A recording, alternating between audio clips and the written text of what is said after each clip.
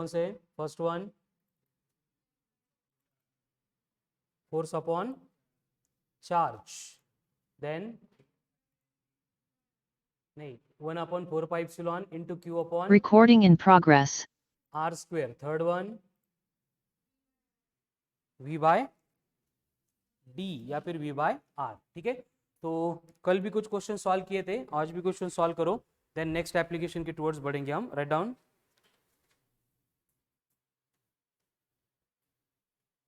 calculate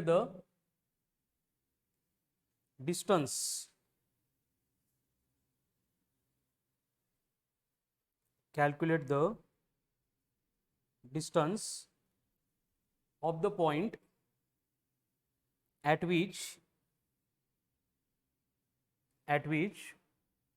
intensity of electric field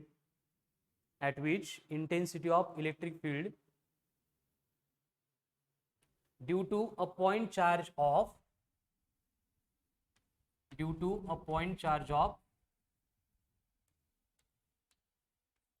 20 microcoulomb is 600 Newton per coulomb, 600 Newton per coulomb।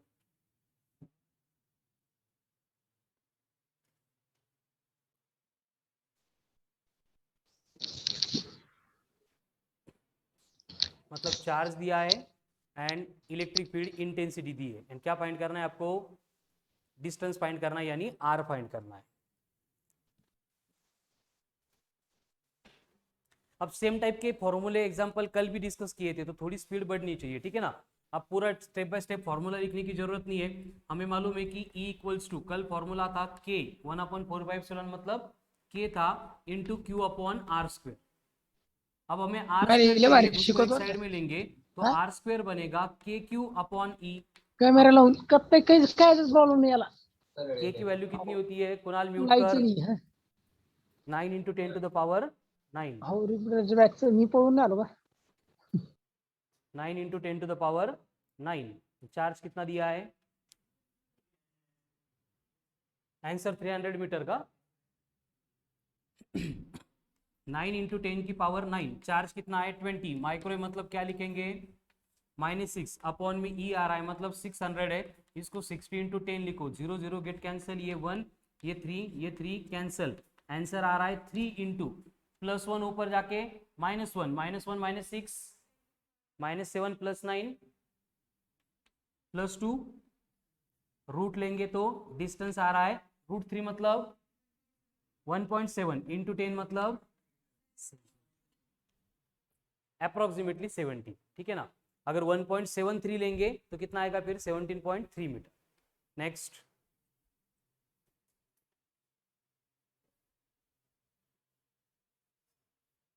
if another charge of magnitude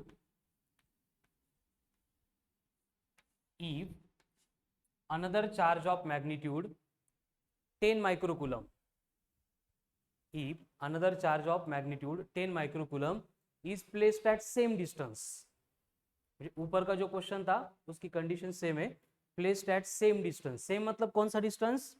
ये वाला 17 metre वाला। Then force experienced by 10 microcoulomb will be,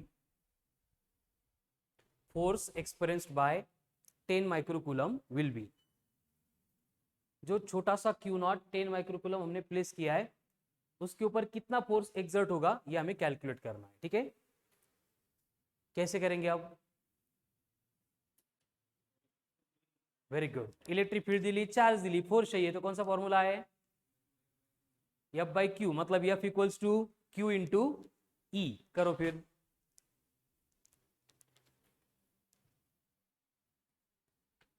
field की वजह से अगर force act हो रहा है तो उसको हम कैलकुलेट करेंगे by using F equals to Q into E। अब Q कितना लेना है? 20 या 10?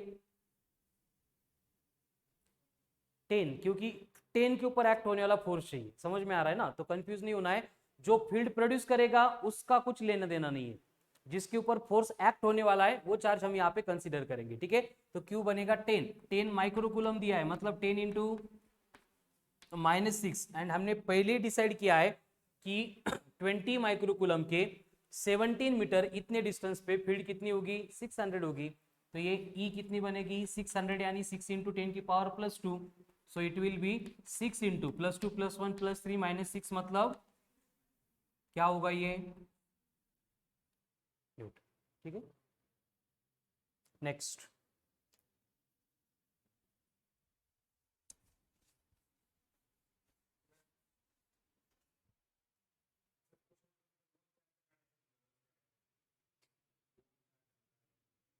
काय काढायचं 2 चार्ज 2 चार्जची कशी काढायची वेक्टर सम करायची आहे का। ठीक आहे, चलो next if a charge of 20 microcoulomb produces an intensity of 400 Newton per coulomb at a given distance. If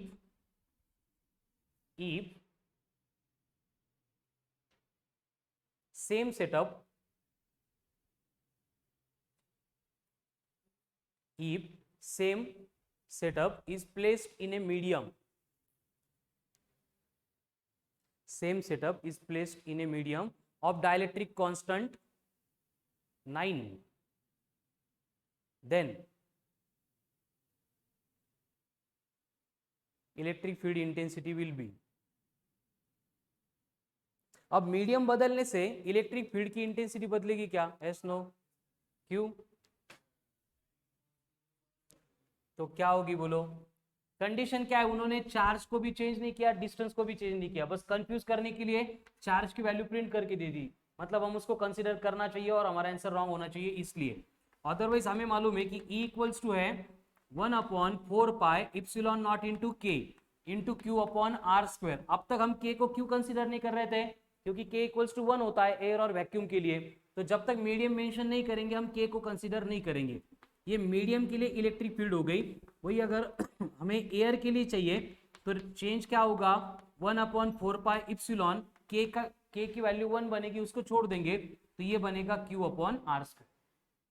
इनको डिवाइड करेंगे तो 1/4 pi epsilon 1/4 pi epsilon Q Q cancel और बचेगा क्या E in medium upon E in air is equals to 1/k, मतलब ये are square भी cancel हो गया, 1/k अपॉन 1 था तो वो बनेगा बस 1/k। हमें चाहिए E इन मीडियम, तो सिंपली क्या करना पड़ेगा, intensity in medium will be intensity in air upon k। तो एयर में कितनी है इंटेंसिटी एंड k कितना दिया है 9, 9 का 90 9, तो करो डिवीजन 44.445 क्या यूनिट मीटर न्यूटन पर coulomb, that will be your answer.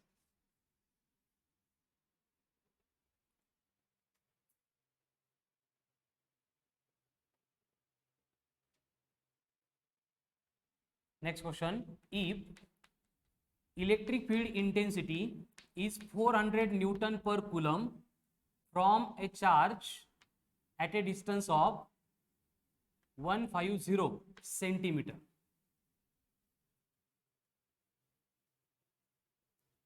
then what will be the distance at which intensity will become 800 Newton per coulomb if all remaining terms remain same। नहीं charge दिलास नहीं बेटा, distance है r, आपको सिर्फ intensity and distance दी है।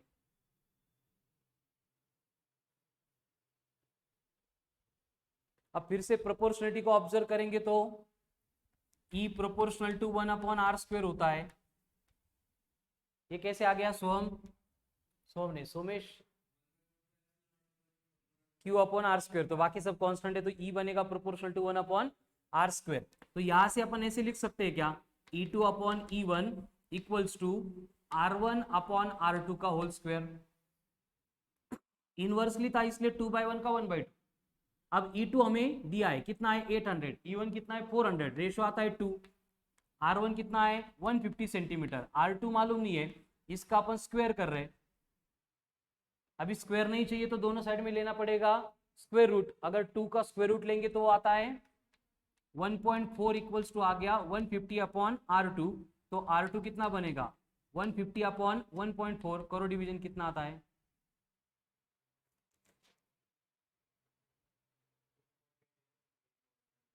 10 point का 100.7 का 107, 8 का 10 पॉइंट येईल का 107 पॉइंट येईल, एकदा चेक करा।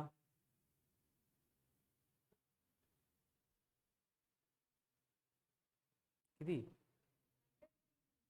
100 पॉइंट समथिंग आहे, 1 रूट घेतलं तर 1.4 आला। यांची व्हॅल्यू चेंज नहीं होणार, यांचा फक्त 2 चालले जाईल।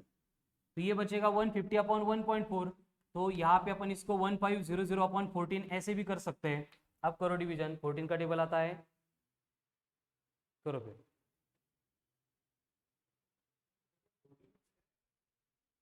हे डेसिमल शिफ्ट केला 1.4 ला 14 घ्यायला, मग वर पण डेसिमल शिफ्ट केला म्हणजे 10/10 ने मल्टिप्लाय केलं आपण। हे बघ असं करू शकतो का आपण 10/10 ने मल्टिप्लाय। √2 तू स्क्वेअर केला काय,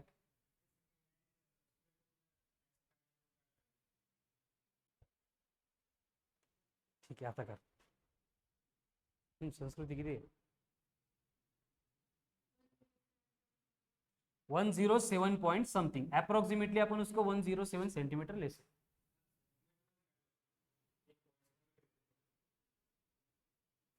मीटर मध्ये 1.07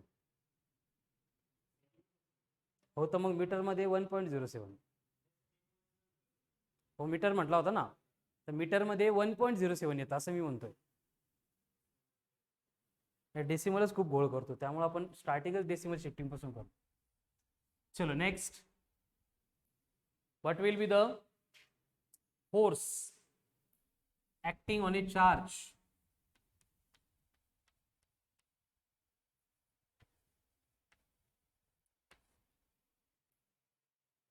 what will be the force acting on a charge of magnitude 20 microcoulomb when placed in an electric field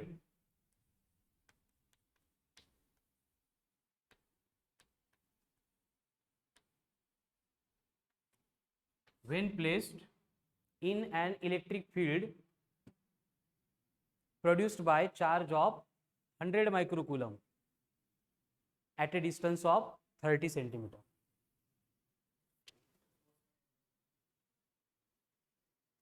at a distance of 30 centimetre. पहले क्वेश्चन एकदम आराम से रीड करो, जब तक क्वेश्चन समझ में नहीं आता है तब तक सॉल्व मत करो। बोला क्या है आपको, फोर्स निकालना है। अब फोर्स निकालना है मतलब अब तक हमारे पास इंफॉर्मेशन है फोर्स कैलकुलेट करने के लिए, एक कूलम्स लॉ है एंड दूसरा इलेक्ट्रिक फील्ड में अगर चार्ज है तो F equals to Q into E है। बट ये सिचुएशन ये है क्वेश्चन में कि इन्होंने बोला है ये 100 माइक्रोकूलम चार्ज है, इससे 30 सेंटीमीटर इतने डिस्टेंस पे हमने 20 माइक्रोकूलम चार्ज को प्लेस किया है, तो इसके ऊपर कितना फोर्स एक्ट होगा। तो इस सिचुएशन में हम दोनों फॉर्मूले से भी कैलकुलेट कर सकते हैं, you will get the answer. समझ में आ रहा है ना। अगर आपको ये चार्ज नहीं दिया होता, डिस्टेंस नहीं दिया होता और डायरेक्ट इलेक्ट्रिक फील्ड की इंटेंसिटी देते तो हम F equals to Q into E करते, ठीक है ना। तो दोनों मेथड से हम यहाँ पे कर सकते हैं। सोपा कौन सा है, सिंपल कौन सा है, कूलम्स लॉ वाला, उसको फॉलो करेंगे तो ये बनेगा F equals to K Q1 Q2 upon R का स्क्वायर। अब K की वैल्यू होती है ऑलवेज 9 इंटू 10⁻⁹, Q1 कितना है 20 माइक्रोकूलम यानी 20 इंटू 10 की पावर -6, Q2 कितना है 100 माइक्रोकूलम मतलब 10 की पावर 2 इंटू 10 की पावर -6 डिवाइड बाय R का स्क्वायर करना है। R कितना है 30 सेंटीमीटर, तो सेंटीमीटर का मीटर में करेंगे तो 0.3 का स्क्वायर 0.09 मतलब डिनोमिनेटर आएगा 9 इंटू 10 की पावर -2। आगे answer final, very good. 9 cancel हो जाएगा, बचा क्या सिर्फ 2। अभी -2 ऊपर जाके +2 +2 +4 +2 +2 +4 +4 +1 5 + 9, तो आंसर विल बी 2 × 10⁻², न्यूटन, इतना फोर्स एक्ट हो।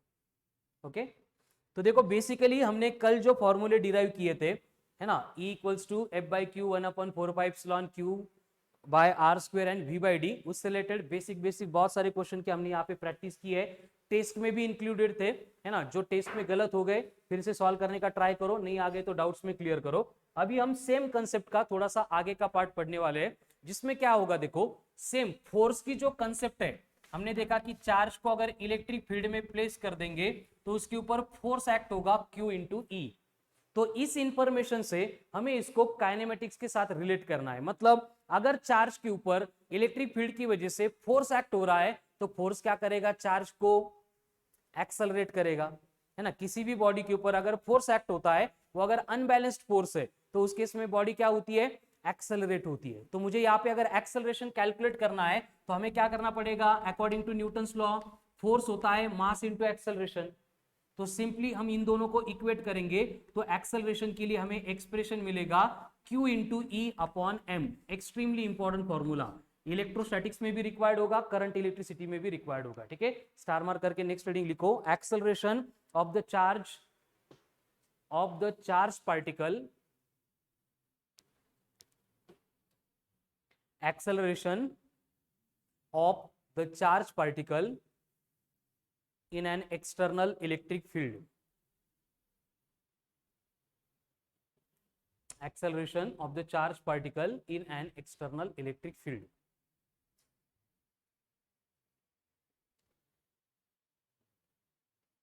is F = Q × E, but F = ma, तो A बनेगा QE/m, वेयर Q का मतलब क्या है यहाँ पे, E मतलब, एंड m इज द किसका मास, चार्ज का मास, जो चार्ज हम प्लेस कर रहे हैं वो। ठीक है, जैसे कि आपको बोला गया है कि एक इलेक्ट्रॉन है जिसको हमने रेस्ट में रखा था in the external electric field of magnitude 500 N/कूलम, तो इलेक्ट्रॉन के ऊपर कितना एक्सेलरेशन इंपार्ट होगा बाय द फील्ड, करो calculate. Acceleration experienced by the electron, acceleration कोणते, हे का 5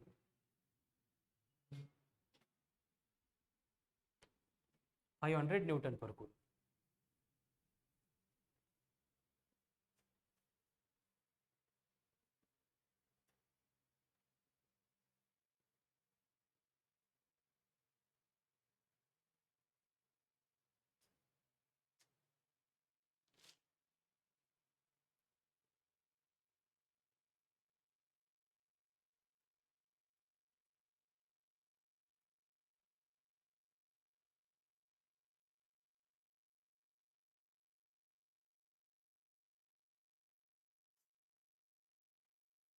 वैष्णवी आ गए आंसर, संस्कृती,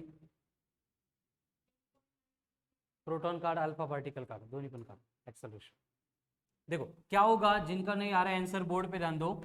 एक्सेलरेशन का फॉर्मूला हो गया फाइनल Q × E/m। Q हर बार डिफरेंट रहेगा। अब यहाँ पे इलेक्ट्रॉन दिया है, तो इलेक्ट्रॉन का चार्ज कितना होता है, 1.6 × 10⁻19 इंटू EV है, इंटेंसिटी ऑफ द फील्ड कितनी है, 500 को अपन लिख सकते हैं 5 × 10⁻²।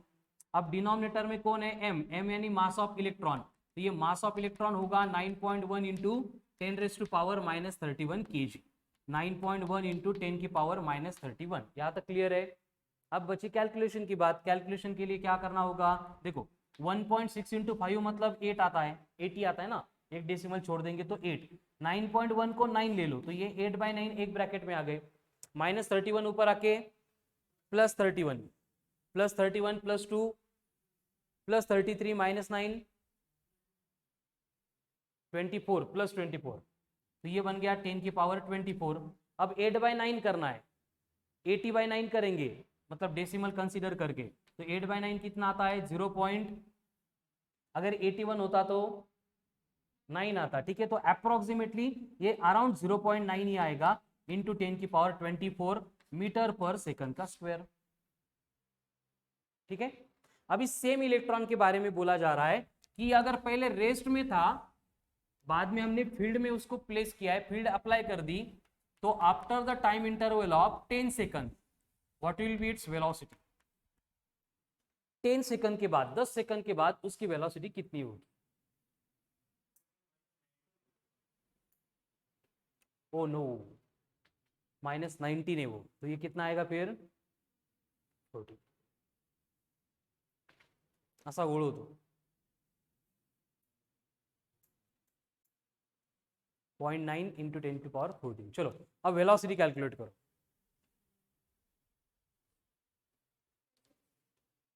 ये चीज सेम एग्जांपल इलेक्ट्रॉन की,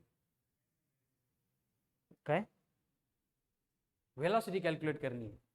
तो देखो, इनिशियल वेलोसिटी 0 है क्योंकि रेस्ट में था, एक्सेलरेशन दिया है, टाइम दिया है, तो वेलोसिटी कैसे कैलकुलेट करेंगे? Final velocity one time acceleration है, v equal to u plus a t. कैसे? By using v equals to u plus a t, kinematical equation.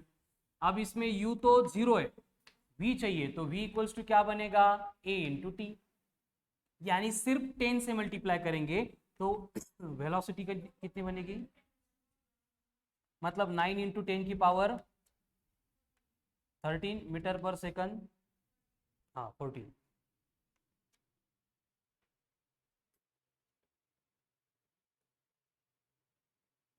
ठीक है, इसे होगा नहीं प्रैक्टिकली, क्योंकि 3 इंटू 10⁸ मीटर पर सेकंड के बियॉन्ड स्पीड होती नाही आहे। पण असं का झालं, याचं रिझन असं आहे, ये जो इलेक्ट्रॉन होता है इसका मास इतना कम है, इतना लेस है कि अगर इसको हम एनर्जी देंगे, कायनेटिक एनर्जी प्रोव्हाइड करेंगे, ते खूप वेड्यासारखं करतं, त्याला आपण कंट्रोल करू शकत नाही। त्यामुळे व्हॅन डे ग्राफ जनरेटर है या फिर साइक्लोट्रॉन है, जितने भी पार्टिकल एक्सेलरेटर डिवाइसेस होते हैं उसमें हम इलेक्ट्रॉन को आने ही नहीं देते, उसको कंसिडर ही नहीं करते। ठीक है ना? का बरं? हे कळालं कितनी एनर्जी गेन करली, एवढी वेलोसिटी मिळाल्यानंतर त्याला काही सुधरत नाही, त्यामुळे आपण त्याला कन्सिडर करत नाही। ठीक है, go for proton, go for alpha particle, same situation, acceleration निकालो, वेलोसिटी निकालो for proton and alpha particle, and alpha particle. पहले प्रोटॉन के लिए, देन अल्फा पार्टिकल के लिए। प्रोटॉन का चेंज क्या होगा? चार्ज सेम रहेगा, मास कितना रहेगा? ये नहीं रहेगा, मास बनेगा 1.67 इंटू 10 की पावर -27 kg।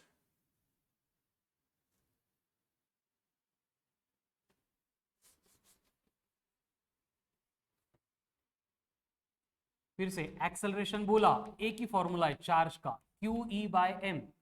अब क्यू दिया है 1.6 इंटू 10 की पावर -19, ई 500 थी ना, उसको 5 इंटू 10 की पावर +2 लिखते हैं। मास है 1.6 इंटू 10⁻ -27, तो 1.67 1.6 कैंसिल होंगे, अप्रोक्सीमेटली सेम ही आता है वो डिवीजन। तो बचा क्या न्यूमरेटर में? सिर्फ 5। अब -27 ऊपर आके +27 +2 +29, +29 -10 मतलब कितना हो गया एक्सेलरेशन? एक मिनट, 5 इंटू 10⁻10 मीटर पर सेकंड स्क्वायर। ठीक है, अब टाइम इंटरवल जो है उसको 0.05 ले लो, क्योंकि इतना एक्सेलरेट हो रहा है तो हम उसको कंट्रोल नहीं कर सकते, ऑब्जर्व नहीं कर सकते। ठीक है, ये करेक्ट आ गया सबका? चलो अब 0.05 सेकंड के बाद में उसकी वेलोसिटी निकालो।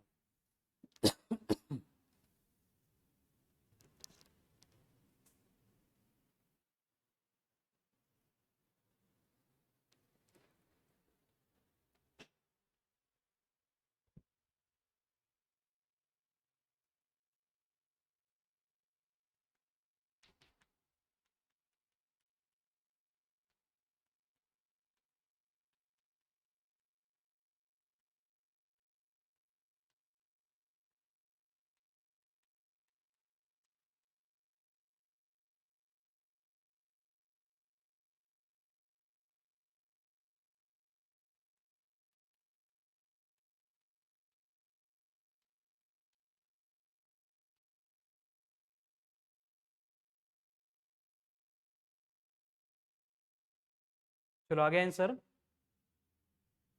कितना आएगा? 80 करेंगे तो ए कितना था? 5। तो ये बनेगा 8, 25 इंटू 10⁸ और 25 इंटू 10⁸ मीटर पर सेकंड। तो इसका मतलब अगर हमें इलेक्ट्रिक चार्ज की मोशन इलेक्ट्रिक फील्ड में कंसीडर करने को बोला है, वहां पे एक्सेलरेशन कैलकुलेट करना है, तो हर बार एक ही रिलेशन होगा क्यू ई बाय एम। उसके बाद में अगर वेलोसिटी कैलकुलेट करने को बोलेंगे and charge was initially at rest पे, तो Q E by M into T, कुठून आत्ताच बघितलं v इक्वल टू एटी था, तो ए का जो फॉर्मूला है सीधा टाइम से मल्टीप्लाई करना है। लेकिन अगर बोला है कि body is not starting from rest, rest से स्टार्ट नहीं हो रही है, पहले से मोशन में, तो सिंपली क्या होगा u plus Q E by M into T करें। Clear?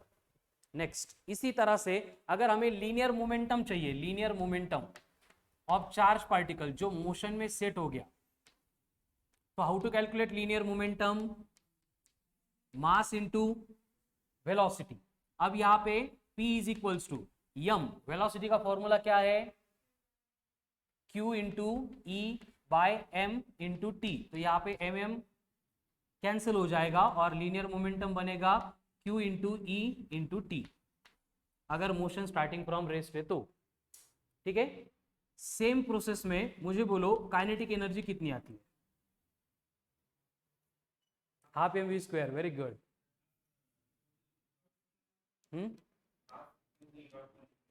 Kinetic energy half momentum upon half kinetic energy in momentum, वहां पे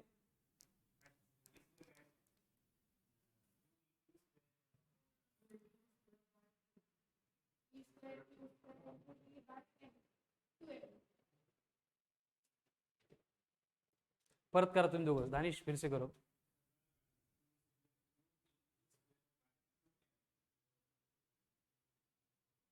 टी कहाँ पे छोड़ दिया? टी छोड़ दिया। देखो काइनेटिक एनर्जी मोमेंटम के फॉर्म में क्या है? P square upon 2m, momentum के फॉर्म में, ये माहिती का नहीं?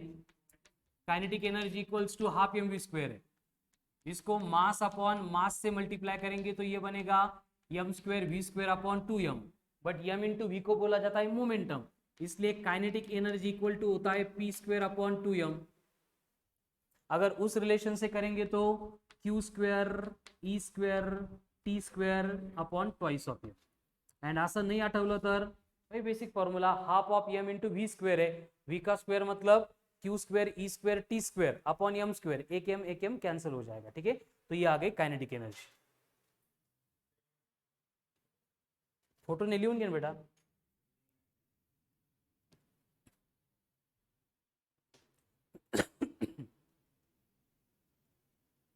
अल्फा पार्टिकल है, write down, if an alpha particle placed in an electric field produced by a charge of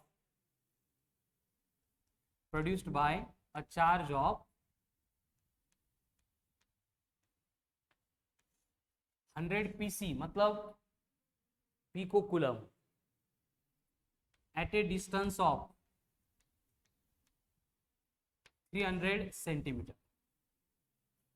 नया क्वेश्चन ये कि an alpha particle is placed in an electric field produced by charge of 100 picocoulomb at a distance of 300 centimeter. Then calculate number 1 acceleration, number 2 velocity after 0.004 second.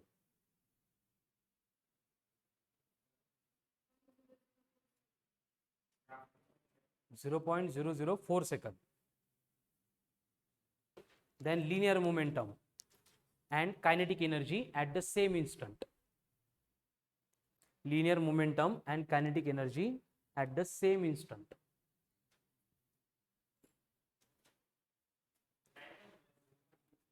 (0.004). हाँ,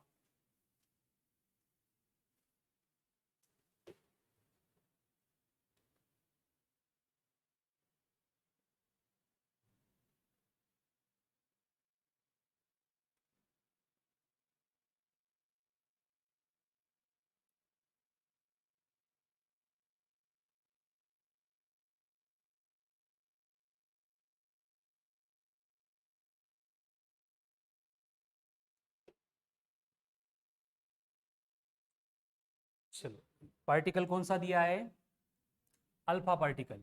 alpha particle मतलब होता क्या है, कल भी डिस्कस किया था। अल्फा पार्टिकल मतलब हेलियम न्यूक्लियस है, He2 4 है, तो यहाँ पे इसका चार्ज आएगा 1.6 का डबल मतलब 2 इंटू 1.6 इंटू 10⁻⁻19 कूलम, और इसका मास आएगा 4 न्यूक्लियॉन्स है ना, 2 प्रोटॉन है 2 न्यूट्रॉन है हीलियम में, तो 4 इंटू 1.67 इंटू 10⁻⁻27 kg। एक्सेलरेशन के लिए पुट करेंगे तो ये बनेगा 2 इंटू 1.6 इंटू 10⁻⁻19 इंटू, पहले इंटेंसिटी कैलकुलेट करनी होगी। इंटेंसिटी कितनी आती है, देखो E इक्वल्स टू बनेगा के होता है 9 इंटू 10⁻9 इंटू क्यू कितना है अभी +2 -12 मतलब -10, R का स्क्वायर मतलब 3 का स्क्वायर 9 कैंसल, -10 + 9 10⁻⁻1 हे आलं होतं सेम सगळ्यांचं, ऍटलीस्ट इलेक्ट्रिक फील्ड इंटेंसिटी। तो ये पुट करेंगे तो क्या होगा, थोड़ा फास्ट होता है मला सांगा, मैं अजून डिटेल सांगतो। ये हो गया बहुत बार इसलिए मैंने डायरेक्ट कर दिया, ठीक है। तो यहाँ पे क्या आएगा, ये E मतलब 10⁻⁻1, डिनोमिनेटर में मास है, मास मतलब कौन है 4 इंटू 1.67 इंटू 10⁻⁻27, इनको अपन पहले ही कैंसिल कर चुके हैं, ठीक है। 2/4 मतलब आएगा 0.5, अब 10 की पावर के लिए -27 ऊपर जाके +27 लिहू नका, पहिले एक्सप्लेन करतोय मी, ते समजावून घ्या जर येत नसेल तर, आणि येत असेल तर सोडवा। -27 ऊपर जाके +27 एंड ऊपर कौन है -20, तो +27 -20 तो ये आ गया 10⁻7 मीटर पर सेकंड का स्क्वायर। क्लियर, एक्सेलरेशन आ गया। अब वेलोसिटी चाहिए, तो वेलोसिटी के लिए वैल्यू पुट करो, क्या होगा, सिर्फ टाइम से मल्टीप्लाई करना है। ये 0.5 है तो इसको अपन 5 इंटू 10⁻6 लिखेंगे, टाइम दिया है 0.004, तो 0.004 है, उसको अगर हमें 4 लिखना है तो क्या होगा, देखो 0.004 है, इसको 4 लिखना है तो डेसिमल शिफ्ट करना पड़ेगा बाय 3 डिजिट, क्या आएगा 4 इंटू 10⁻3, तो ये बनेगा 4 इंटू 10⁻3, तो v will be equals to 5 into 4 20 into 10⁻3 metre पर सेकंड। वेलोसिटी आ गई, अब क्या चाहिए हमें, मोमेंटम। मोमेंटम चाहिए मतलब और एक मास से मल्टीप्लाई करना पड़ेगा। अगेन सारी प्रोसेस फॉलो कर सकते हैं आप, या फिर वेलोसिटी को डायरेक्ट मास से मल्टीप्लाई करो, जो सिंपल लगता है वो करो, ठीक है। मास कितना है 4 इंटू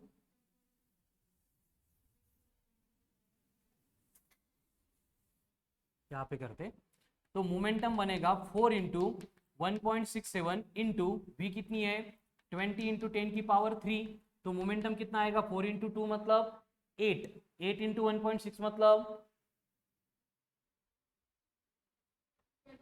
अप्रोक्सीमेटली 13 इंटू 10⁻4। एक बार क्रॉस चेक करो, हाँ मैंने डायरेक्ट लिख दिया, कैलकुलेशन नहीं किए मैंने, हाँ 1.67 इंटू 80 करना है, करो एक बार कमेंट फास्ट, क्रॉस चेक करना है बस, मोबाइल पे करो क्रॉस चेक, मैंने जो लिखा वो सही है कि नहीं।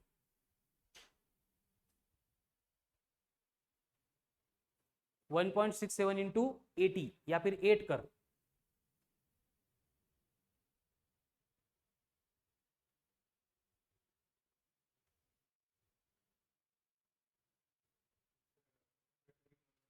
आ गया 133.6 इंटू 10⁻3 आता है, मैंने 4 लिखा 13 आ गया, मतलब करेक्ट, ठीक है। चलो तो मोमेंटम हो गया, अब चाहिए काइनेटिक एनर्जी। अब डायरेक्ट फॉर्मूले में पुट करो या फिर ऊपर रिलेशन लिख के दिया था P²/2m, वो भी कर सकते हैं, जो सिंपल लगता है वो करो, ठीक है। मैं फॉर्मूले से करके दिखाता हूं यहाँ पे, या फिर P²/2m भी कर सकते हैं अपन। P² मतलब 13 का स्क्वायर, 13 इंटू 13 10⁻4 मतलब 8 अपॉन 2m मतलब 2 इंटू 1.67 इंटू 10⁻⁻27। दानिश क्या हुआ, मास इंटू वेलोसिटी की,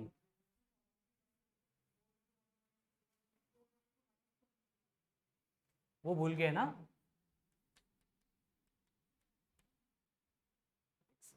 मास 1.67 इंटू 10⁻⁻27 है ना, एक्सलेंट बेटा, वेरी गुड, तो एकट्याच लक्ष आहे, हो गया। अब पावर चेंज होगी यहाँ पे, कितनी आएगी फिर पावर -27 + 4 23,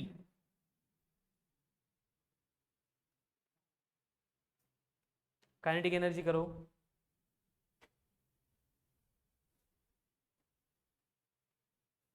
ये पी स्क्वेअर बाय 2m किया मैंने, हा नहीं तर घरी जाऊन सरी इकडे वेगळा होता इकडे वेगळा होता असं नाही होणार ना काही। यहाँ पे लिख देता हूं मैं, लगाता हूं E equals to P square upon twice of m।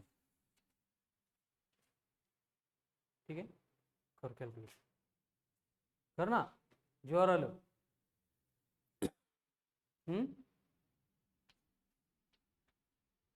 Approximately 52 into 10 की पावर -27 ऊपर आके +27 +27 -8 मतलब 19, नहीं नहीं माइनस प्लस होगा, प्लस प्लस 35 जूल।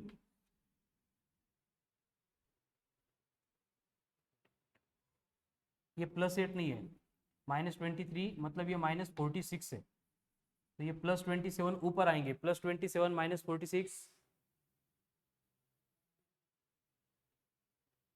कंफर्म,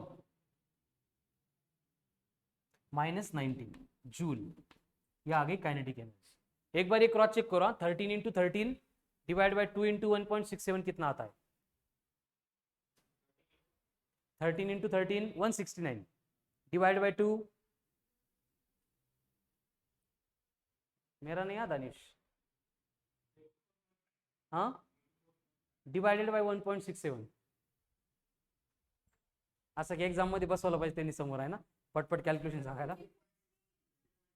एक मिनिट, काय आलं 52 गेले आहे अप्रॉक्सिमेट, कुठं 4?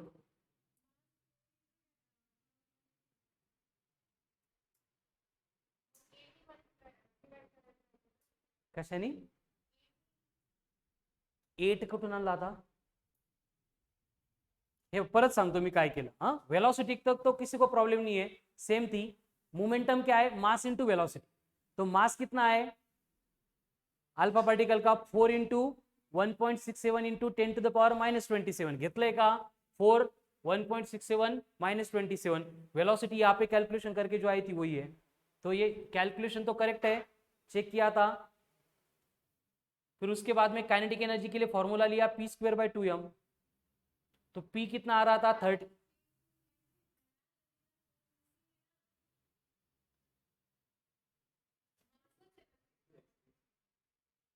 पॉइंट है 4 कितना आएगा फिर kinetic energy?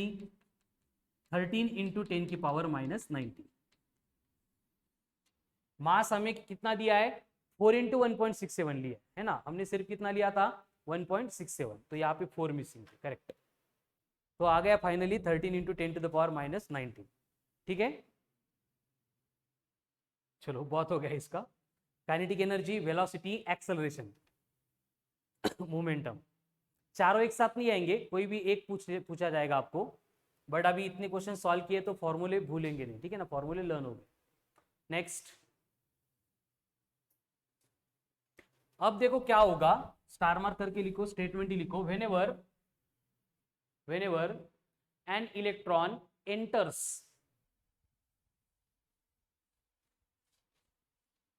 whenever an electron enters in an external electric field, in an external electric field in a direction parallel to the direction of electric field,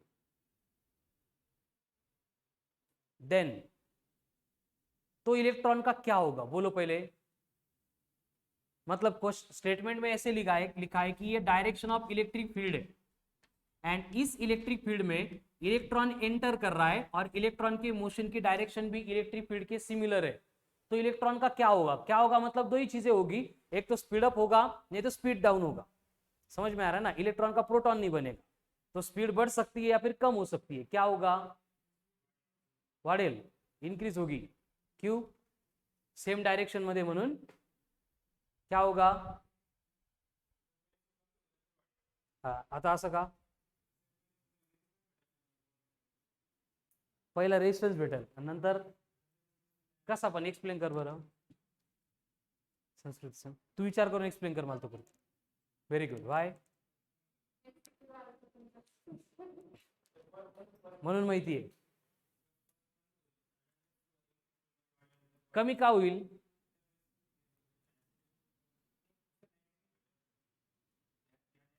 सेमच डायरेक्शन मध्ये आलाय तो इलेक्ट्रिक फील्डच्या.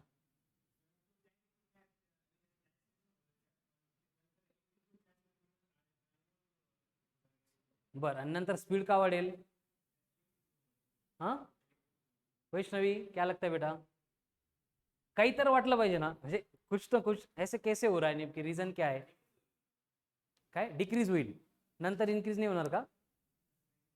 डिक्रीज का होईल त्याचं रिझन सांग. ते पण MCQ आलता है ना. हाँ बोलो बेटा. नहीं? Priyanka, Somesh, Danish. Increase. Very good. Electron की स्पीड इंक्रीज होगी या डिक्रीज होगी, आप ही मुझे बोलो. उससे पहले ये इलेक्ट्रिक फील्ड की डायरेक्शन यहां से यहां तक है, मतलब इस साइड में कौन सा चार्ज होगा? क्योंकि इलेक्ट्रिक फील्ड पॉजिटिव चार्ज से आवे जाती है. यहां पे कौन होगा फिर? टूवर्ड्स आ रही, मतलब ये कर दो. अब बोलो क्या होगा, इंक्रीज होगी या डिक्रीज होगी? डिक्रीज होगी. क्यों? ये पॉजिटिव चार्जेस इलेक्ट्रॉन को अट्रैक्ट करेंगे. कळालं? तो उसकी स्पीड क्या होगी? कम होगी, डिक्रीज होगी. तो उसकी स्पीड कम करने के लिए यहाँ पे फोर्स अप्लाई किया जाएगा by the field. Electric field force apply करेगी ना स्पीड कम करने के लिए, तो वो फोर्स कितना होगा? फील्डचा फोर्स म्हटला की एकच फॉर्म्युला. अभी फोर्स अप्लाई करके वेलोसिटी कम हो रही है, मतलब इलेक्ट्रॉन के ऊपर रिटार्डेशन इंपार्ट हो रहा है. एक्सेलरेशन का उल्टा होता है रिटार्डेशन. तो रिटार्डेशन कितना रहेगा यहाँ पे? माइनस मतलब रिटार्डेशन है, लेकिन अगर रिटार्डेशन ही बोला तो माइनस नहीं लिया तो भी चलेगा. कितना रहेगा? QE by M. इतना ही रहेगा. सेम अभी जो फॉर्मूले डिस्कस किए थे. ठीक है. तो यहाँ पे इलेक्ट्रॉन कितने टाइम के बाद रेस्ट में आएगा, ऐसे अगर पूछा जाता है तो क्या करेंगे?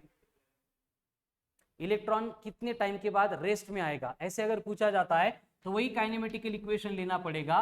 बस सिचुएशन क्या है? रेस्ट में आ रहा है मतलब अभी V0 बनेगी. रेस्ट में आ रहा है मतलब पहले स्पीड में होना चाहिए, तभी वो रेस्ट में आ सकता है. पहले से रेस्ट में तो रेस्ट में नहीं आएगा. ठीक है ना, वो स्पीड अप होगा. मतलब यहाँ पे U कुछ तो दिया जाएगा आपको क्वेश्चन में. A निगेटिव है, कितना ये QE by M into T. हमें निकालना था टाइम. तो टाइम निकालने के लिए क्या करेंगे? माइनस इधर लेके आएंगे, तो ये T इक्वल्स टू बनेगा U into M upon Q into T. इतने टाइम इंटरवल के बाद electron will come to rest.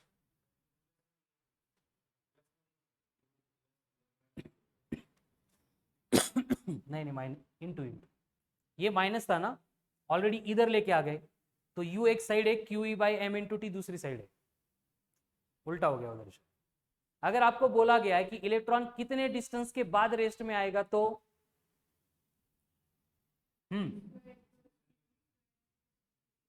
V square equals to U square plus 2AS. इसमें V तो 0 होगी क्योंकि वो रेस्ट में आ रहा है. U गिवन रहेगी क्वेश्चन में, प्लस ये रिटार्डेशन इसलिए माइनस लेना पड़ेगा. 2 into QE by M into बनेगा डिस्प्लेसमेंट S. फिर से माइनस इधर लेके आएंगे प्लस, तो S इक्वल्स टू बनेगा U square into M upon twice of QE.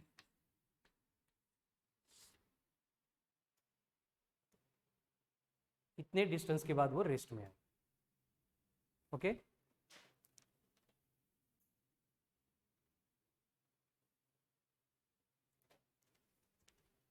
फिर से मोमेंटम, काइनेटिक एनर्जी, वो तो मालूम है, वही फॉर्मूले एप्लीकेबल रहेंगे. ठीक है,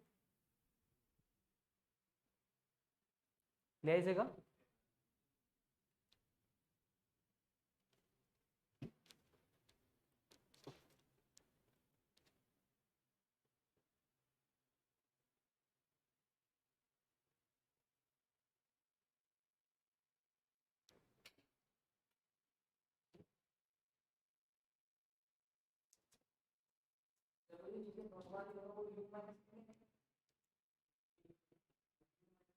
U माइनस क्यू लिया क्या? तो माइनस माइनस प्लस हो जाएंगे, दोनों साइड माइनस रहेगा. तो बोलू क्या करके?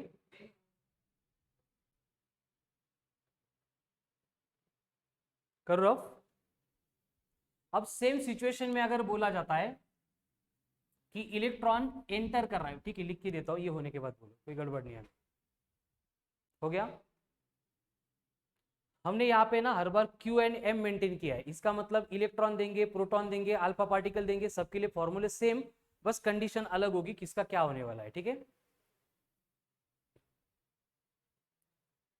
ओके अब अगर आपको बोला जाता है, right down next statement, if electron enters in an external electric field, if electron enters in an external electric field in a direction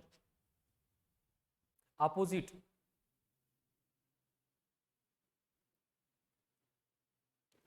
to that of electric field,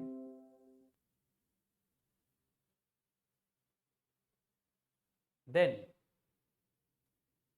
अब क्या होगा इलेक्ट्रॉन के साथ, अब क्या करेगा वो स्पीड अप होगा, ठीक है। Then it's speed will increase, मतलब वो क्या होगा, एक्सेलरेट होगा या रिटार्ड होगा, एक्सेलरेट होगा, ठीक है।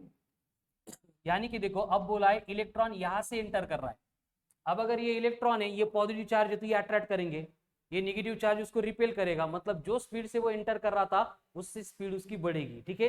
तो अगर हमें बोला जाता है कि इलेक्ट्रॉन कितने टाइम के बाद रेस्ट में आ रहा है, तो कैसे कैलकुलेट करेंगे, रेस्ट में आएगा ही नहीं, वो स्पीड बढ़ रही ना उसकी, कधी येईल शेवटी, जब तक इलेक्ट्रिक फील्ड में तब तक रेस्ट में आएगा ही नहीं, वो इन्फिनिटी मिलेगा फिर टाइम हमें। स्पीड कंडीशन क्या है, एक्सेलरेशन कंटिन्यूस एक्ट हो रहा है तो वेलोसिटी बढ़ती जाती है, अगर वेलोसिटी बढ़ रही है मतलब रेस्ट में आएगा कि वो नाही आएगा, ठीक आहे। आता हे सांगू नका सर, तो फील्डच्या बाहेर गेल्यानंतर कधीतरी येईल, ते आपल्याला काढायला सांगत नाही, ठीक है।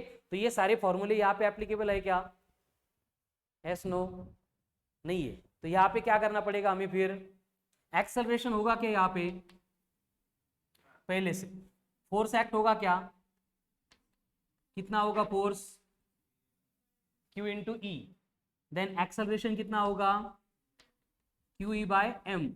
अगर हमें पूछा जाता है velocity after this interval of time कितना होगा, Q E by M into T.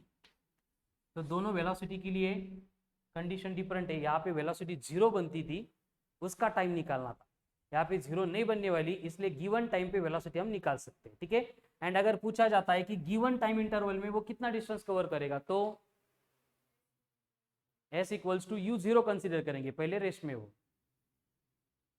And नहीं अगर रेस्ट में तो क्या इसमें क्या एडिशन करनी होगी, बस u plus Q E by M into T करना पड़ेगा, ये कंडीशन है। ये कब, अगर u 0 है तो, ये कब, अगर u नॉट इक्वल टू 0 है तो। उसी तरह से अगर हमें डिस्टेंस पूछा जाता है तो डिस्टेंस के लिए टाइम देतो बेटा मी फोटो काढायला, फक्त ते माझे काढू नको, कळलं ना।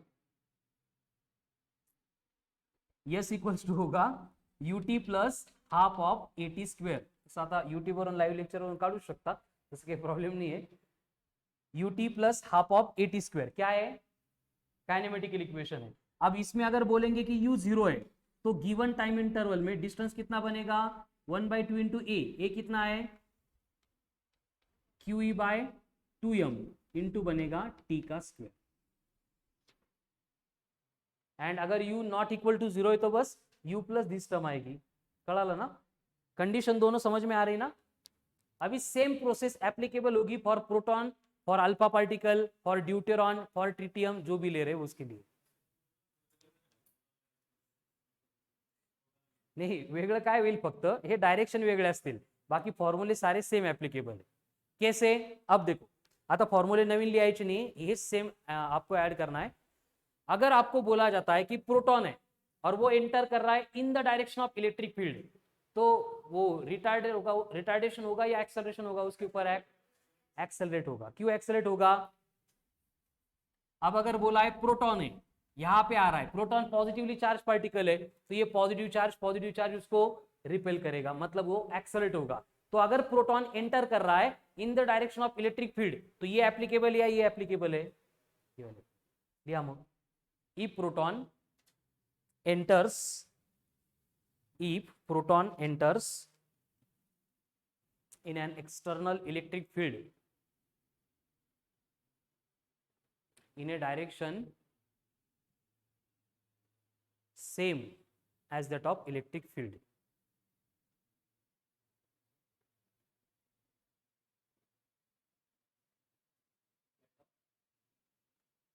क्या? Proton enters in an external electric field in a direction same as that of external electric field. Then it will move along same path with increasing velocity.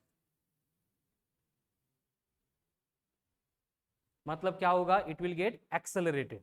And अगर accelerate हो रहा है तो फिर से same part, force acting on the proton QE, acceleration of the proton QE by m, then velocity of the proton QE by m into t. कब? अगर u 0 है तो, and u non 0 है तो छोटा है, हाँ, ये u plus QE by m into t, and displacement in the given time पूछा है तो QE by 2m into t square. ये किसके लिए? प्रोटॉन के लिए. लिहा.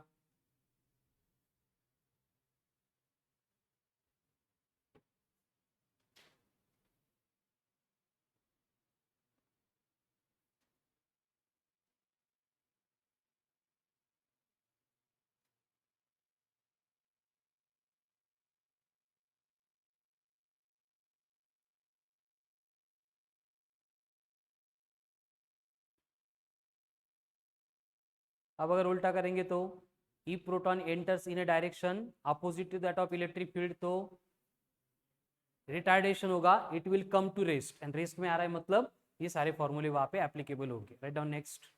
if proton enters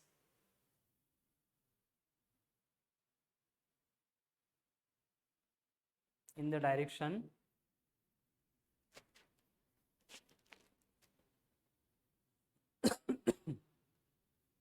if proton enters in the direction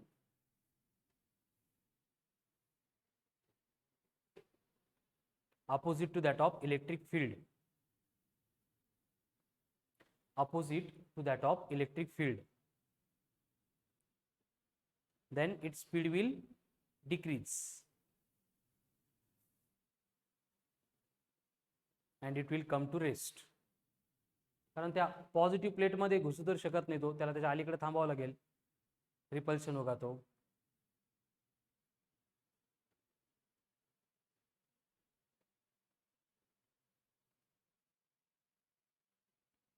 अभी ये पूरा पार्ट आएगा वहां पे. एक तर लिहून घ्या, नाही तर एरो करून द्या, नंतर तुम्हाला समजलं पाहिजे असं.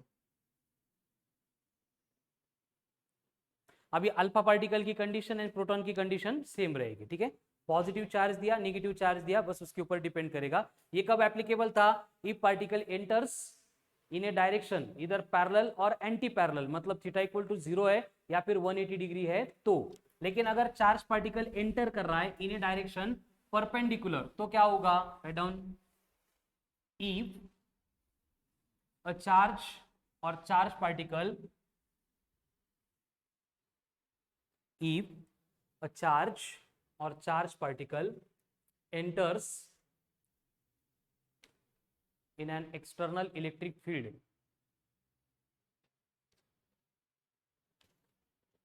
perpendicular to the field, perpendicular to the field मतलब फील्ड के साथ 90 डिग्री एंगल बना के, then it will follow, संस्कृति, it will follow which path? Parabolic path. Then it will move along parabolic path. Then it will move along parabolic path. मतलब कि क्या है? देखो, इस तरह के ये इलेक्ट्रिक फील्ड की डायरेक्शन है अपवर्ड, एंड इस इलेक्ट्रिक फील्ड में यहाँ पे चार्ज एंटर कर रहा है. तो इस पोजीशन पे क्या होगा कि हम अगर दो डायरेक्शन कंसीडर करेंगे, एक वर्टिकल एंड एक हॉरिजॉन्टल, तो हॉरिजॉन्टल डायरेक्शन में चार्ज के ऊपर कोई भी फोर्स एक्ट नहीं होगा. समझ में आ रहा है ना? तो हम यहाँ पे लिखेंगे कि force acting along horizontal direction 0 है इस केस में. लेकिन ये फील्ड वाला जो फोर्स होगा इस डायरेक्शन में वो कितना रहेगा? Q इंटू ई रहेगा. यानी हम बोल सकते हैं कि यहाँ पे F अलोंग Y बनेगा Q इंटू ई. तो अगर x के अलोंग फोर्स ही 0 है तो एक्सेलरेशन भी कितना होगा? एंड एक्सेलरेशन 0 है, ए वाई कितना रहेगा? फिर से क्यू ई बाई एम, पहले जैसा। अगर एक्सेलरेशन 0 है तो वेलोसिटी ऑलवेज क्या रहेगी, यूनिफॉर्म रहेगी। कितनी रहेगी, u equal to X by T, मतलब डिस्प्लेसमेंट अगर चाहिए तो ये बनेगा x equals to you T. And अगर यहाँ पे एक्सेलरेशन है तो हर बार वेलोसिटी चेंज होगी, तो चेंज इन वेलोसिटी हमें कैलकुलेट करनी है, तो हम क्या करेंगे, v equals to u plus a t, मतलब q e by m into T, ये वाला एक्सप्रेशन यूज करेंगे। एंड टाइम इंटरवल t के बाद में अगर डिस्प्लेसमेंट चाहिए तो उसके लिए हमें क्या करना पड़ेगा, S equal to U T plus half A T square होता है, उसके अकॉर्डिंग y इक्वल्स टू ये U T plus half of A T का स्क्वायर, ये एक्सप्रेशन यूज करना पड़ेगा। अब यहाँ पे u इंटू टी ये सेम रहेगा, प्लस 1/2 इंटू ए कितना है, Q E by M into T का स्क्वायर। ठीक है, ये इक्वेशन हमें मिलेंगे फॉर डिस्प्लेसमेंट वेलोसिटी एक्सेलरेशन। मतलब कि क्या हो रहा है, देखो यहाँ पे वेलोसिटी या फिर डिस्प्लेसमेंट बढ़ता जा रहा है y एक्सिस के अलोंग, लेकिन x एक्सिस के अलोंग यूनिफॉर्म है, कांस्टेंट है, इसका मतलब ये पार्टिकल इस पाथ के अलोंग मूव होगा।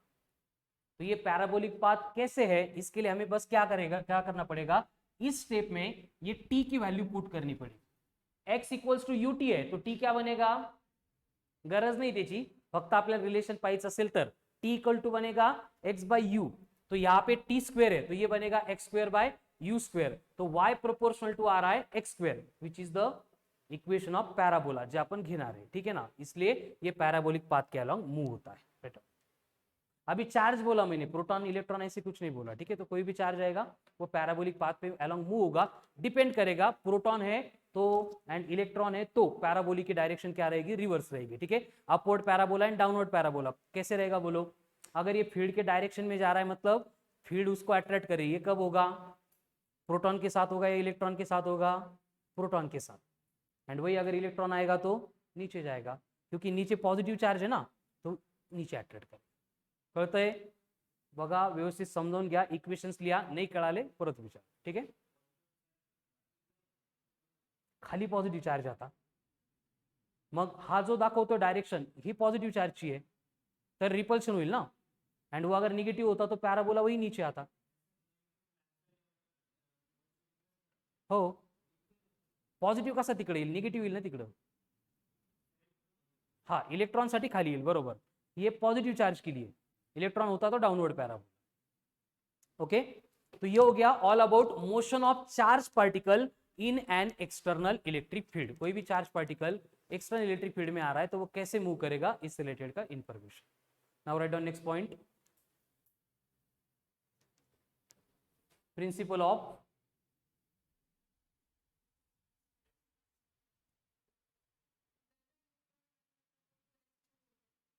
न्यूट्रॉनला जर त्याला इनिशियल वेलॉसिटी असेल तर त्याच वेलॉसिटीत तो मूव्ह होईल, हो त्याच डायरेक्शन मध्ये।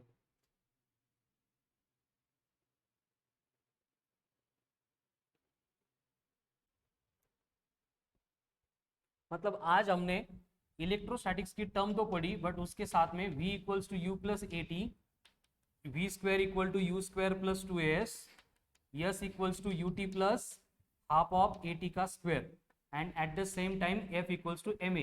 ये काइनेमेटिक्स या फिर मैकेनिक्स के फॉर्मूले बस यूज किए, वो पहले इसलिए नहीं बोले कि ये 7th 8th पासून चालू है, माहिती है, ठीक है ना, अदरवाइज जो पहले 11th की टर्म आएगी हम इसको यहाँ पे डिस्कस करेंगे। ठीक है, यस, क्यों चेंज होगा, म्हणजे इक्वेशन काय म्हणायचं, काय नाही कळालं,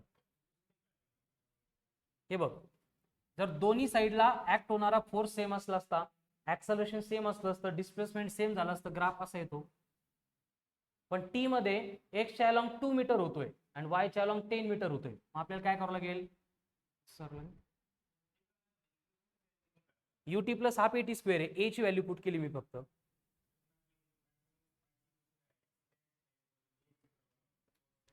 डिफरंट ऍप्लिकेशन मध्ये डिफरंट येतं, आपण ग्राफ कसा काढतोय, y proportional to X square, हा स्टैंडर्ड फॉर्म है जैसे, ठीक है ना, तो ये कांस्टेंट अगर रखेंगे तो T square equal to X square by you square आएगा, तो y बना प्रोपोर्शनल टू एक्स स्क्वेयर। ठीक है, असं एक इक्वेशन नाही, प्रत्येक केस मध्ये चेंज होतं क्वाड्रंट नुसार, पॉझिटिव्ह आहे निगेटिव्ह है ना, हो गया, चलो next,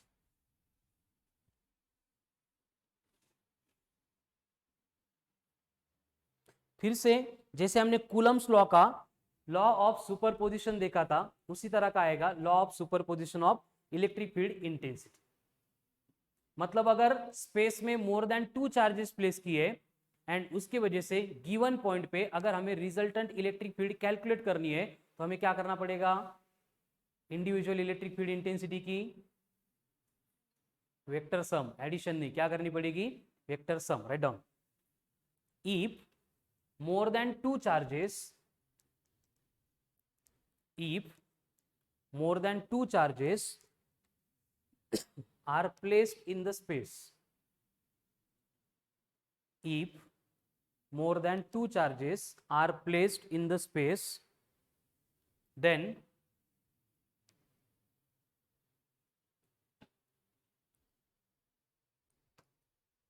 then resultant electric field, electric field and electric field intensity को दोनों को सेम कंसीडर करते हैं हम, then resultant electric field at a given point due to both charges और due to given charges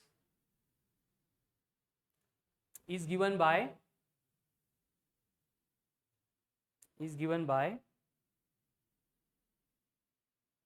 vector sum of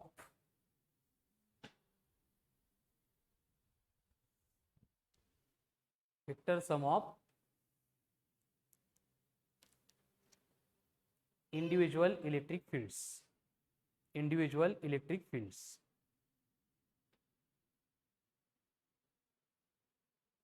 vector sum of individual electric field. मतलब सिर्फ vector sum करनी, वेक्टर सम करनी मतलब क्या होगा, मैग्नीट्यूड के साथ में डायरेक्शन कंसीडर करना पड़ेगा। ठीक है, अब उसमें वेक्टर क्वांटिटी अगर है और उसमें अगर आपको बोला गया है कि they are acting in the same direction, अगर दोनों वेक्टर क्वांटिटी सेम डायरेक्शन में, एक ही डायरेक्शन में एक्ट होती है तो उस केस में हम क्या करेंगे, उनकी डायरेक्ट एडिशन होगी। दो वेक्टर है सेम डायरेक्शन में एक्ट हो रहे हैं तो उनकी क्या होती है, डायरेक्ट एडिशन होती है। ठीक है, अगर आपको बोला गया है कि दोनों वेक्टर की डायरेक्शन जो है वो एग्जैक्टली अपोजिट है, तो एग्जैक्टली अपोजिट है मतलब हमें उनकी करनी पड़ेगी डायरेक्टली सब्ट्रैक्शन, एंड सब्ट्रैक्शन करके जो रिजल्टेंट आएगी क्वांटिटी उसकी डायरेक्शन सेम रहेगी, किसके साथ, किसके सेम, जिसका मैग्नीट्यूड बड़ा था। जैसा अपन इन जनरल सब्ट्रैक्शन करताना काय करतो, बड़े नंबर में से छोटा नंबर एंड बड़े नंबर का साइन देते, वही कंडीशन है यहाँ पे, डायरेक्शन बड़ी क्वांटिटी की रहेगी। ठीक है, एंड ये दोनों डायरेक्शन किसी और मतलब रैंडम बोलो ऑब्लिक बोलो, दो वेक्टर क्वांटिटी अगर किसी भी डायरेक्शन में एक्ट हो रही है तो उस केस में रिजल्टेंट कैलकुलेट करने के लिए हम फॉर्मूला यूज करते हैं P square plus q square plus 2pq cos of theta, जिसमें p का मतलब magnitude of first vector, q का मतलब magnitude of second vector and theta मतलब एंगल बिटवीन टू वेक्टर्स, दो वेक्टर के बिटवीन का एंगल। ठीक है, आता प्रैक्टिकली हाथ स्टैंडर्ड फॉर्मूला है, बट होता क्या है देखो, जब दोनों क्वांटिटी सेम डायरेक्शन में एक्ट होती है तो उनके बिटवीन का एंगल थीटा बनता है 0। वैष्णवी प्रियंका पहले बघून घ्या, ये फॉर्मूला है, दोनों की डायरेक्शन सेम है मतलब उनके बिटवीन का एंगल क्या होगा 0, थीटा 0 तो कॉस 0 1, तो ये फॉर्मूला क्या बनेगा, r equals to root of p square plus q square plus 2pq। अब a square plus b square plus 2ab किसका एक्सपेंशन था, ए प्लस बी का होल स्क्वायर, मतलब हम इसको लिख सकते हैं p प्लस क्यू का होल स्क्वायर, ये है रूट में स्क्वायर स्क्वायर रूट कैंसिल होगा, रिजल्टंट आएगा p प्लस क्यू। म्हणजे याच फॉर्म्युल्यानी सगळ्या कंडिशन आहेत, बट प्रत्येक वेळी चेक करायची गरज नहीं, सेम डायरेक्शन है तो डायरेक्ट ऐड कर दो, अगर अपोजिट डायरेक्शन है तो सब्ट्रैक्शन। वो कैसे आएगा, डायरेक्शन अपोजिट है मतलब थीटा कितना होता है 180 डिग्री। अब कॉस ऑफ 180 -1, ट्रिग्नोमेट्री घेणार आहे आपण आज। ठीक है, कॉस ऑफ 180 -1, अगर यहाँ पे माइनस साइन आ गया तो a square minus 2ab plus b square किसका एक्सपेंशन है, a माइनस बी का होल स्क्वायर, तो ये बनेगा p माइनस क्यू का होल स्क्वायर, कैंसल होगा तो रिजल्टंट बनेगा p माइनस क्यू। यांचा आपल्याला यूज करायचं आहे। आता कळालं, चलो लिख लो ये।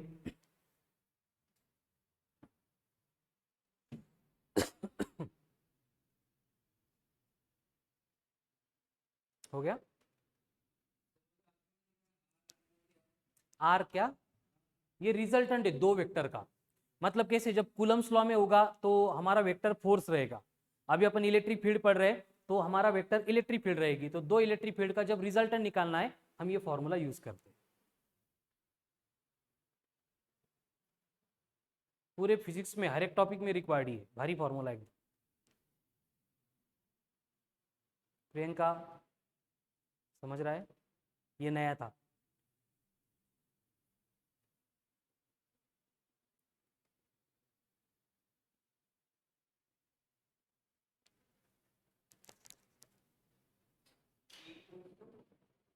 क्या, P मतलब मैग्नीट्यूड ऑफ फर्स्ट वेक्टर, जो भी वेक्टर रहेगा उसका मैग्नीट्यूड। मैग्नीट्यूड मतलब हाँ न्यूमेरिकल वैल्यू उसकी, ठीक है, डायरेक्शन छोड़ के। Q का मतलब magnitude of second vector. Theta मतलब दोनों वेक्टर के बिटवीन का एंगल।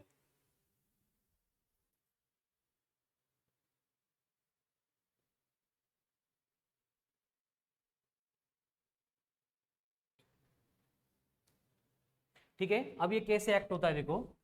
जैसे कि फॉर एग्जांपल आपको बोला है कि एक चार्ज है प्लस क्यू, दूसरा चार्ज है plus Q, separated by a distance of R है। और आपको बोला गया है कि इन दोनों के बिटवीन एक पॉइंट फाइंड करो जहां पे रिजल्टेंट मतलब नेट इलेक्ट्रिक फील्ड जीरो बनेगी।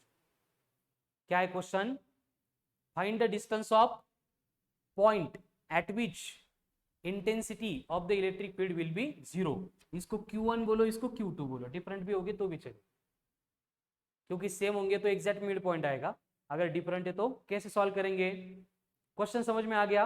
दो चार्ज है, दोनों की पोलैरिटी सेम है, मैग्नीट्यूड डिफरेंट है, separated by the distance R है, और बोला इनके इन बिटवीन ऐसा पॉइंट फाइंड करो, मतलब उसका डिस्टेंस जहां पे इलेक्ट्रिक फील्ड की इंटेंसिटी क्या होगी, जीरो होगी। ठीक है, तो कंपलसरी ये जो पॉइंट है इन दोनों के बिटवीन ये लाइन ज्वाइनिंग है, इसके ऊपर मिलेगा। कहां पे मिलेगा मालूम नहीं है हमें, हम एज्यूम करते हैं कि कोई भी एक पॉइंट है जैसे कि P, ये P का Q1 से डिस्टेंस है x, तो ये x इतने डिस्टेंस पे पॉइंट P है जहां पे इंटेंसिटी ऑफ इलेक्ट्रिक फील्ड क्या है, जीरो है। ये हमारा एजम्पशन है। अब intensity at point P zero क्यों होगी, उसका रीजन क्या होगा, उसका रीजन ये होगा कि ये पॉजिटिव चार्ज की जो इलेक्ट्रिक फील्ड है वो इस डायरेक्शन में एक्ट होगी, ये सेकंड चार्ज की जो इलेक्ट्रिक फील्ड है वो इस डायरेक्शन में एक्ट होगी। लेकिन सिर्फ डायरेक्शन अपोजिट होने से काम नहीं चलेगा, इनका मैग्नीट्यूड भी सेम चाहिए।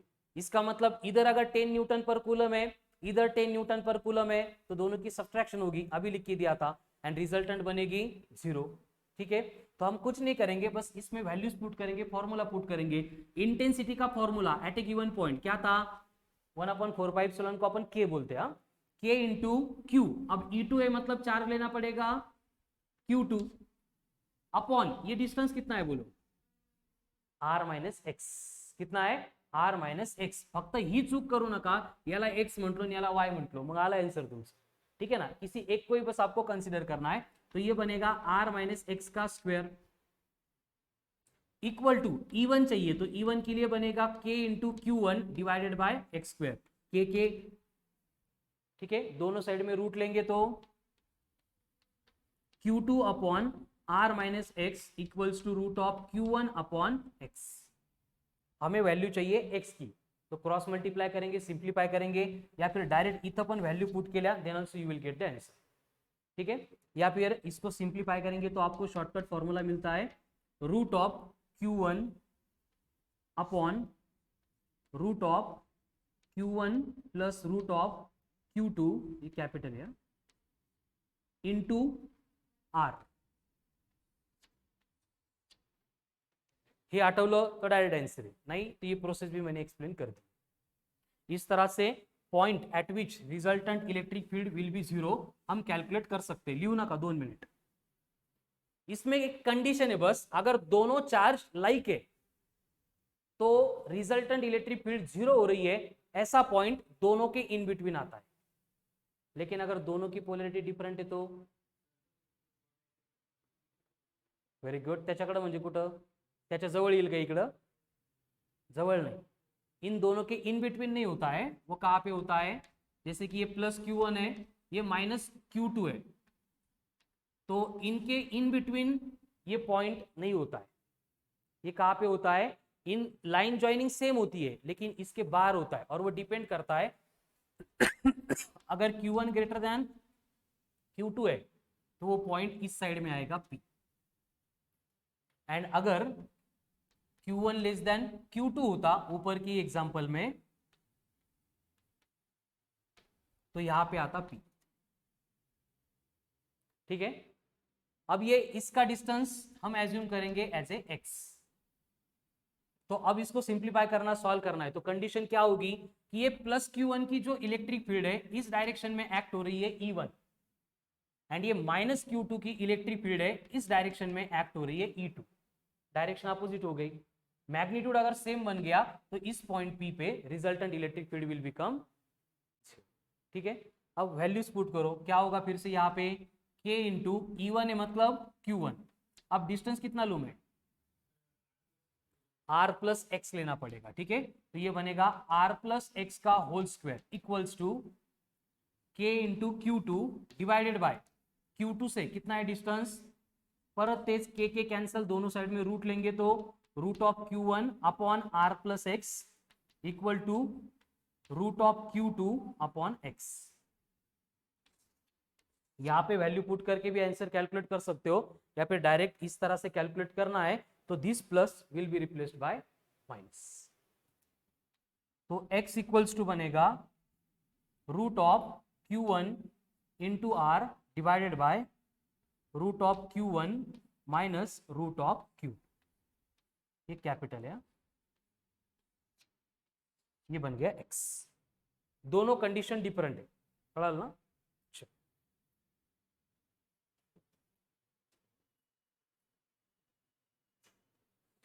लेक्चर नहीं ना, 10-15 मिनट करेंगे, कंटिन्यू चलेगा।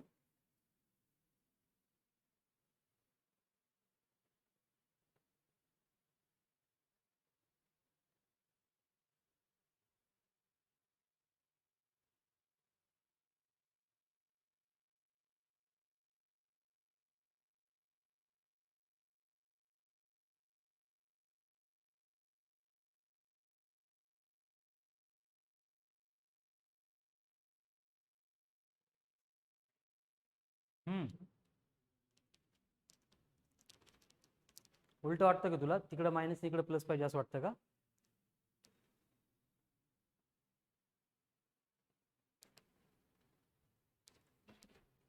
ज्याचा डिनॉमिनेटर छोटा ती संख्या मोठी असते, मग हे Q1 पासूनचं डिस्टन्स जास्त आहे की नाही, म्हणून डिनॉमिनेटर छोटा पाहिजे म्हणून मायनस आला।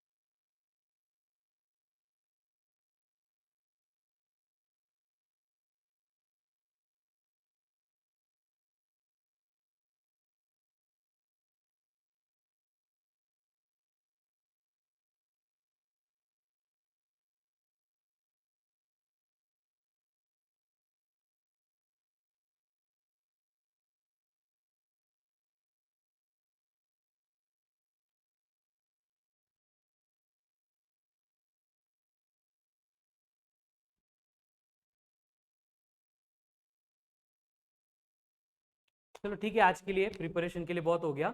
जो इलेक्ट्रिक फील्ड इंटेंसिटी का principle of superposition related example है, जिसमें हमें triangle, square, pentagon, hexagon, rectangle, उससे रिलेटेड डिस्कशन करना है, that will continue on tomorrow's lecture.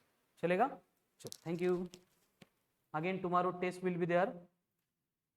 जिनके पास मॉड्यूल है तो मॉड्यूल